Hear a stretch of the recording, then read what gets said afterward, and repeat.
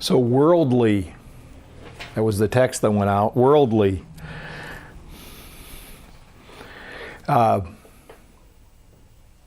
Worldly, someone who would have great acquaintance with the ways of the world. Knowledge and facility of how the world operates. And boy, that could be confusing. Sophisticated. Charming, perhaps. This meditation that we just did, to develop the ability to change the mind in regards to everything that we observe. And I love the way that it says, well, it starts off saying that loss is not loss when properly perceived. And so if we think back at the times when we've had losses in our life, maybe a loved one passed, maybe we had some financial reversals, maybe a job, and we think about what our reaction was and how we felt and the suffering attached to it. When the idea is presented to us that we could have chosen a different experience, it's kind of hard to take. Especially when the loss is tied up in all of our ideas about how we're supposed to react to certain situations.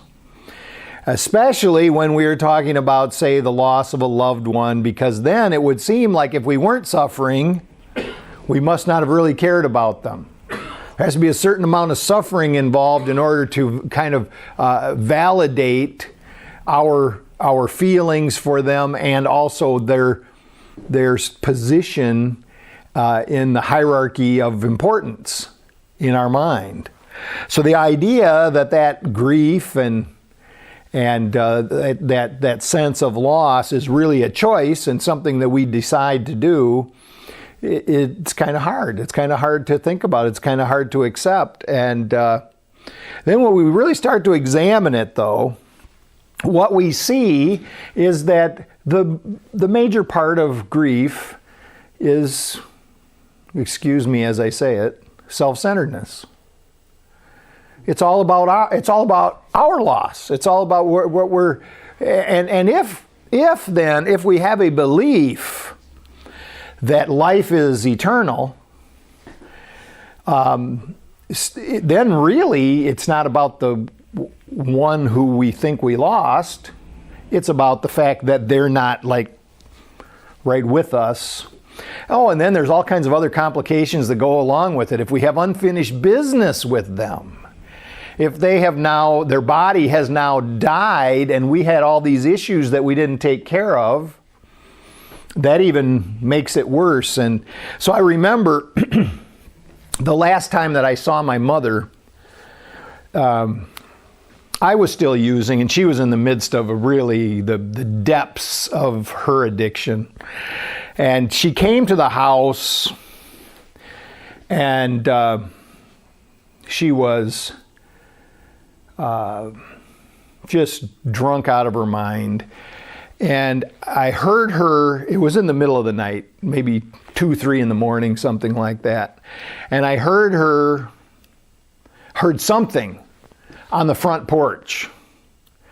And I heard something like scratching on the door, the front door. And I go out to the porch, the dog's going crazy, and I go out to the porch, and here she is on the floor of the porch, trying to, she's just like she can barely do anything. I go open the door, I get her in the house, and then she starts to go into this rant. And you may have experienced it in yourself. You may have seen it in others. So I was totally impatient. I had absolutely no sympathy whatsoever for the situation. And I put her not that gently on the couch, and I went back to bed. And then I hear her on the telephone calling her supposed sponsor, and talking about how badly I'm treating her. And it just like threw a switch, right? Now I'm trying to think here about the situation as well as I remember it, and I know, absolutely know today, that I made a choice to get back up out of bed, go into the living room, and tear the phone out of the wall, and throw it across the room. All choices. Now at the time it seemed like I was compelled. It seemed like the rage was a power of its own. And then yelling at her, I don't remember exactly what I said, but it was unkind. So a week later, she was dead. I didn't see her after that night. And I remember the police coming to the door, middle of the night again, waking us up, and then finding out that she had died from a cerebral hemorrhage from a fall because she was loaded. And I can just this wave of guilt and shame and all the regret rolls over me, and I am at that point unconsolable.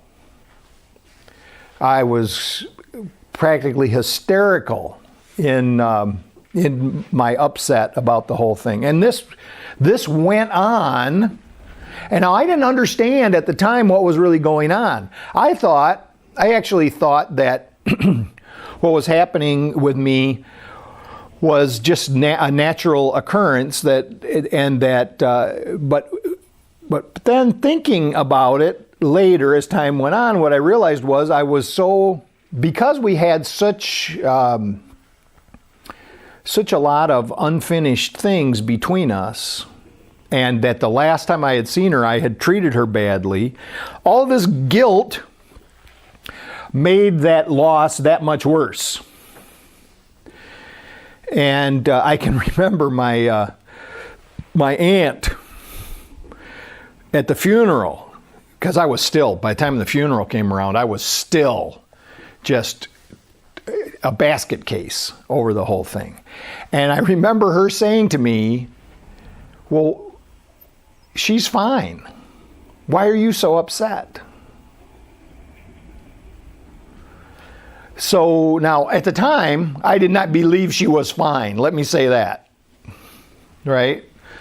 And I did, because my belief system was such that I would not have subscribed to that viewpoint that she was fine.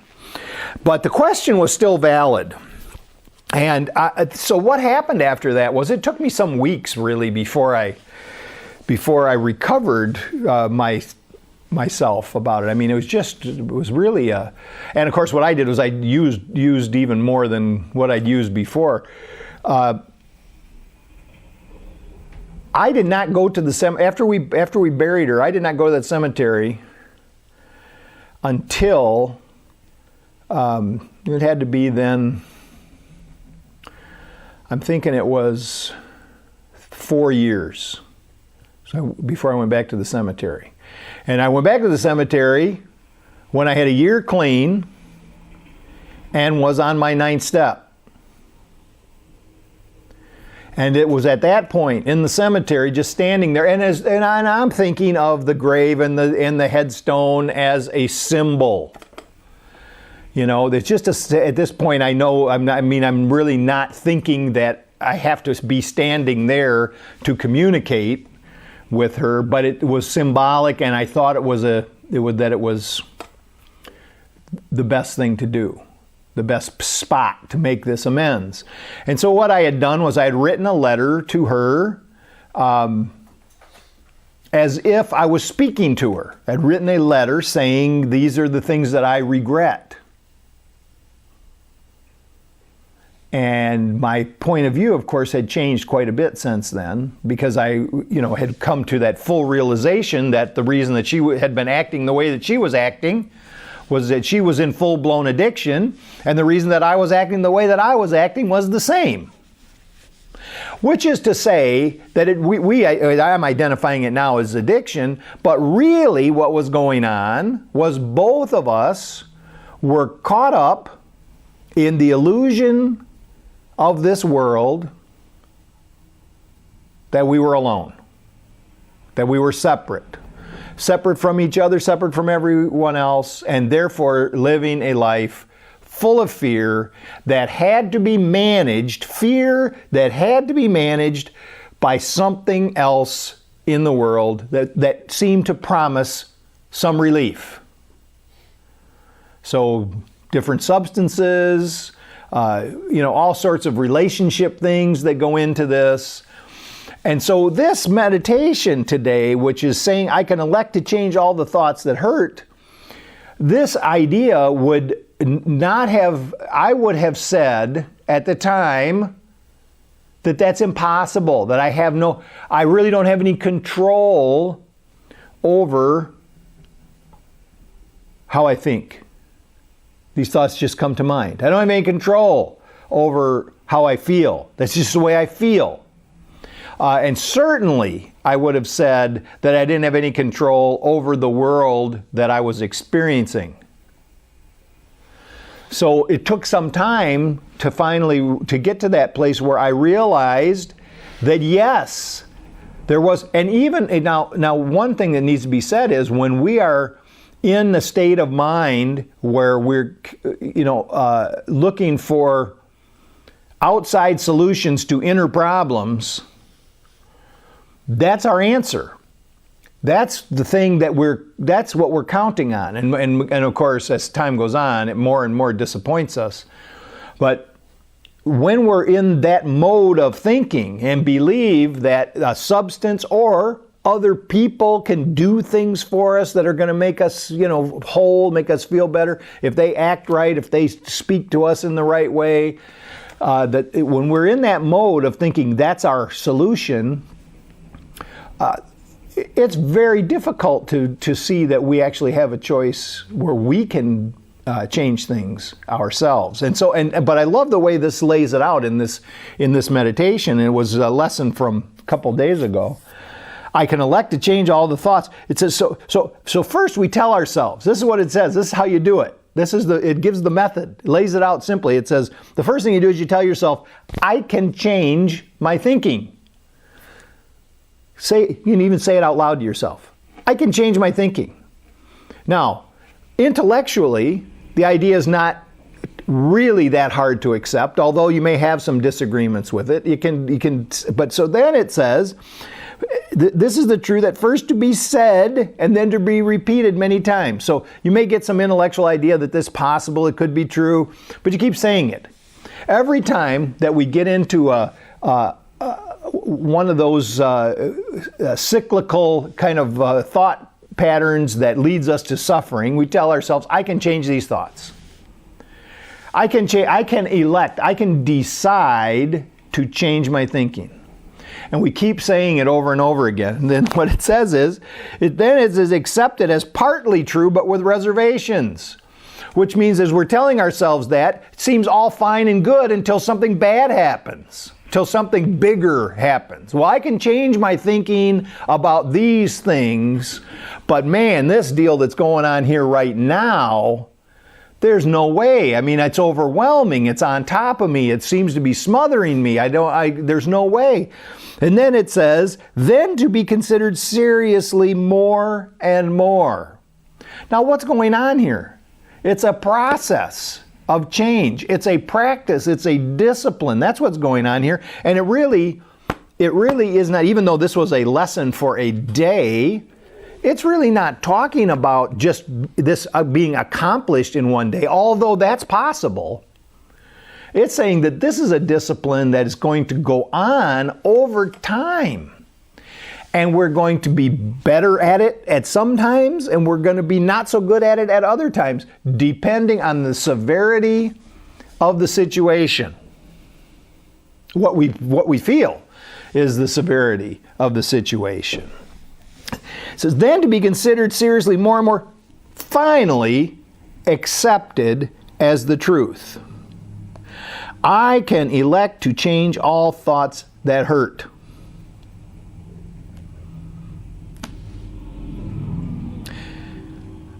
And then the final sentence says, and then I would go beyond these words today, past all reservations, and arrive at full acceptance of the truth in them.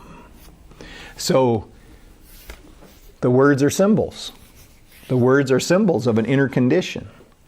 And to accept to accept the full force of the idea, to accept that this is true, that there is in this inner condition that in which I decide what I think. That there is a state of mind in us where we decide what we think. And this from this point of and here is what I really think is optimal, and this is it doesn't change from day to day. If I want to change all of the thoughts that hurt, I need to be choosing the thoughts. I want to be selecting what it is that I think, therefore what I'm going to be feeling, and of course then after that what it is that I'm going to be doing. So the next lesson for the next day was, my holiness shines bright and clear today. That was yesterday's lesson. So my holiness shines bright and clear today. So this is the state of mind to start with, is that there is some, and when it says my holiness, of course, right away you want to argue with that statement. What holiness? That seems, like some overblown ego thing to be thinking holiness. But my holiness, if I just think about this, is that there is something good in me. I mean, we see it of course, we see it in Course in Miracles, but we see it in a number of other groups of literature. The idea that at our core we are pure and loving spirit. To start with that, to say, okay, so today, instead of me starting with all the aches and pains of the body and with all the concerns of the mind, let me start with the idea that I am pure and loving spirit. And so then what I'm going to attach to that is what I'm going to do today. I'm going to attach to this idea of what I'm going to go out and do. All the tasks that I have to do can remain the same. But I'm going to go start with this idea that there is this pure and loving spirit shining brightly, clearly into the world. And so it's now you're going to read this after you wake up, this particular lesson, but here's what it says, is today I wake with joy. So if you didn't wake with joy, just decide you're going to reawaken right now. I'm going to awake with joy, expecting but happy things of God to come to me. I ask them but to come and realize my invitation will be answered by the thoughts to which it has been sent by me. So I'm going to decide for this. So here's another affirmation of our total control over our own thinking.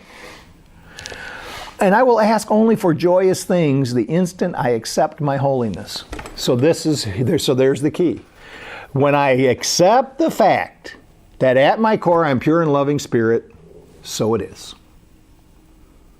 And joy is the result. Joy is the result.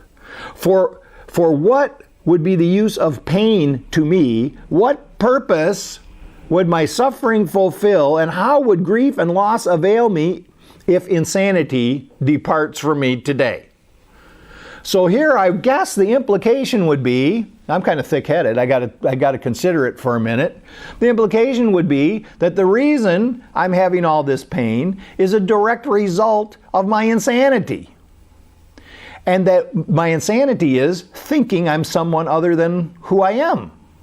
I mean, this is the bottom line to it. Thinking I'm someone and somewhere and with some other ones who are not really, who my representation in my mind is not a reflection of reality. And so this insanity, of course, we come back to that basic idea of fragmentation. When I lose my perception of fragmentation, when I lose my perception of separateness, when I lose my perception of I'm alone in a dangerous world, that is me losing my insanity. That is me healing. That is me being restored to sanity. And then, at that point, I have no use for these other things. So here it's saying that all of these pieces of pain that we're experiencing are tools to keep reminding us that we're alone. Tools that we use to keep reminding us that our view of the world, which we may think is worldly and sophisticated, just devices to keep us in that state of mind. Finally, today's lesson is the hush of heaven holds my heart today. And the hush of heaven holds my heart today. So it starts out, so actually the lesson starts off with a prayer and it says, Father, how still today. How still today. How quietly do all things fall into place. This is the day that has been chosen as the time in which I come to understand the lesson that there is no need that I do anything. Let me be quiet. This does not mean that I'm praying to God that I don't